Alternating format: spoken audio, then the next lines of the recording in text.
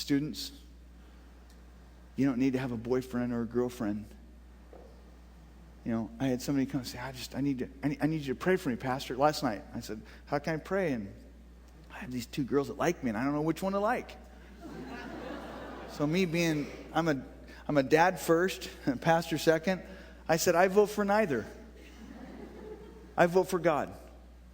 I think that you're seeking right now, you want a girl so bad in your life because it's going to fill a void, and it won't. It will be like drinking sand when you're thirsty for water. So I say that you stop both relationships. He just kind of looked at me and said, thank you. I don't think it was earth-shattering. I don't think he changed his mind, but see, God wants to use the pain, friends, the dysfunction stuff, and he wants us to come to the point to say, your grace is sufficient. When I was going through cancer a year ago, I got these cards from all these kids, and so many of you, and if you didn't know, it was a pretty dicey situation for our church and for me, and we chose as a family, because it's the other thing about pain. When you're in a mess and you tell other people about it, you're so much better because of it. It's unbelievable how I'm not kidding. Unbelievable that we chose as a family to go kind of public and say, I have cancer. It's stage 3. It's, you know, they're taking lymph nodes out of my body. It could go either way. The doctor said, you know, it's about a 40% to 60% you might not make sort of thing. It was, you know, and then all these things. Anyway, and I just kind of said, God will have the last word, that his grace is sufficient, that it won't matter. To live is Jesus, to die will be Jesus. Either way, he wins. And if I die, I win.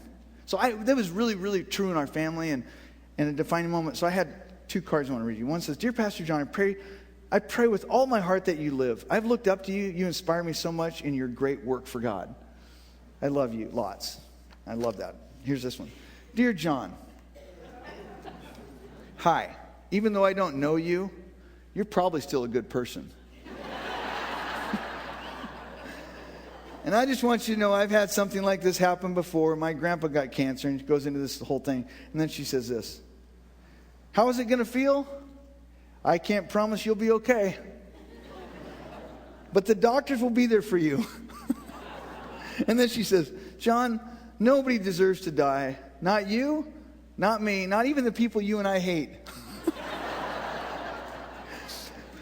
But dying is just God's will. And it's really encouraging, isn't it? You know, I read that and I'm like, you know, okay, I don't even. And she says, this is the best part. She says, but who knows? Maybe heaven will be fun for you. And she said, by the way, will you say hi to my grandpa Larry? I think he might be lonely.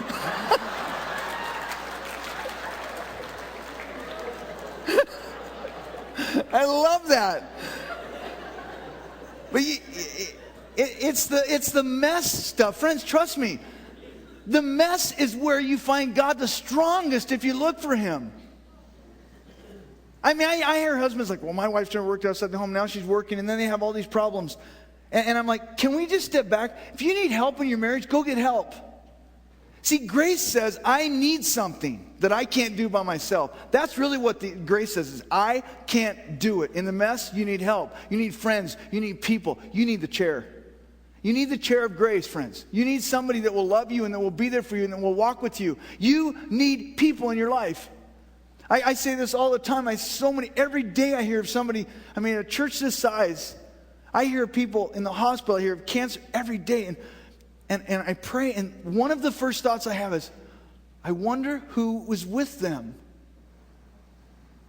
Because the hardest part of being a pastor in a church this size is I can't be. I physically can't be, let alone in my heart and prayers. Can't do it. But I always think, I hope someone is sitting next to them. I hope somebody is driving them to the appointment, because God doesn't want you to be alone. And I hope that you and I can get that.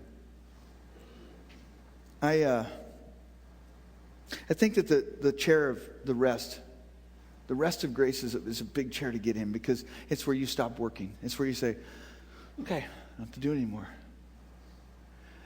The chair where you find the mess of grace, and some of you are in that probably more than the first one, I guess. You need to come and sit in this chair. And it's a symbol to say to God, I just need your grace.